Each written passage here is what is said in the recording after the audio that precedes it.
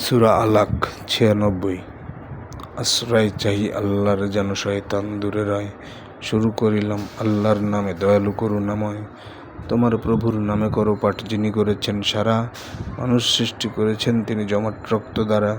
পাঠ করো আর প্রভু তো তোমার মহামহিমান্বিত, কলমের দ্বারা যিনি করেছেন মানুষকে শিক্ষিত। মানুষে শিক্ষা দিয়েছেন যাহা ছিল না সে অবহিত। আসলে মানুষ অবাধ্যতা ও সীমা লঙ্ঘন করে, নিজেকে সেভাবে অভাবমুক্ত বেপরোয়া ভাব ধরে। তোমার রবের কাছেই সবার ফিরে যেতে হবে পরে। দেখেছ যে বাধা দিল বান্দাকে যখন নামাজ পড়ে, ভেবে দেখেছ কি যদি সে নামাজি সত্যের পথে থাকে, কিবা তাকওয়ার উপদেশ দেয় বাধা দেয়া যায় তাকে।